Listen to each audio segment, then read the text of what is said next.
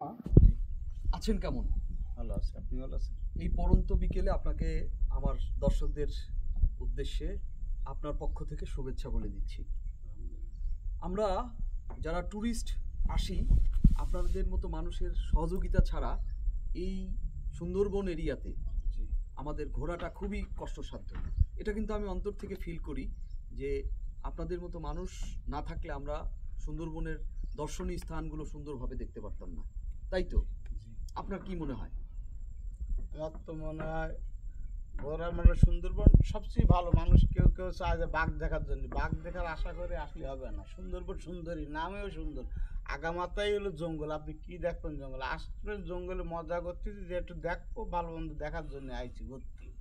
এই যদি এসে বাঘ না দেখলে কেউ কেউ মন খারাপ করবে, বাঘ দেখতে পারলাম না, কি করতে আইছি, কি করবো, এগুলো ঠিক না। সুন্দরবনে আইছি ঘুরতে, যে সুন্দরবন গাছপালা দেখতে আইছি। আমরা তো ওই সোনার ডিম খুঁজ দিতে আর আসিনি জঙ্গল, অনেক লোক আসে খুঁজ।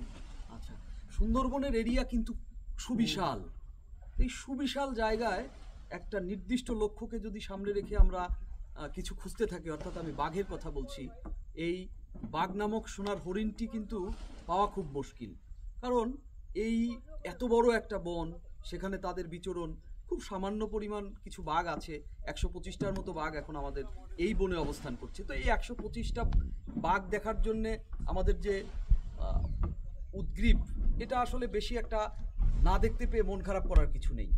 নসিবে থাকলে বা ভাগ্য থাকলে সে আমাদের সামনে পড়ে যেতে পারে, তাই তো? মামার নামটা কি? আমার দর্শকদের উদ্দেশ্যে কিছু বলেন। আমার নাম কোহিনুর।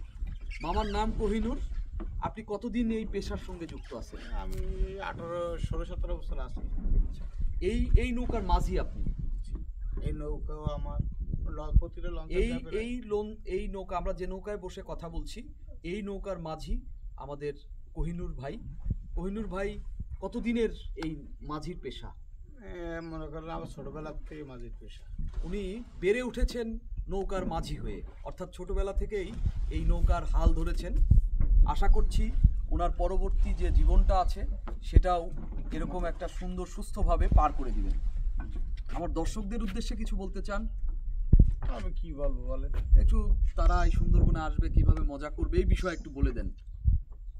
তারা আসবে, জঙ্গল দেখতে আসবে, তার ভাবমূর্তি নিয়ে সেই মজা করবে। আমি তো মজা করার কথা বলতে পারবো। অর্থাৎ জঙ্গলে আসবে, কিন্তু জঙ্গলকে বিরক্ত করতে নয়, জঙ্গলকে দেখতে আসবে, ভালোবেসে আসবে। সে যদি এসে গান বাজনার জন্য ব্যস্ত থাকে, কেউ কেউ মোটামুটি গাছ কাটার জন্য, মোটামুটি ডাল ছেঁড়ার জন্য, এগুলো করা যাবে না। অন্তর দিয়ে বনকে ভালোবাসুন, ভালোবেসে বনকে দেখতে আসুন, মজা পাবেন। ধন্যবাদ।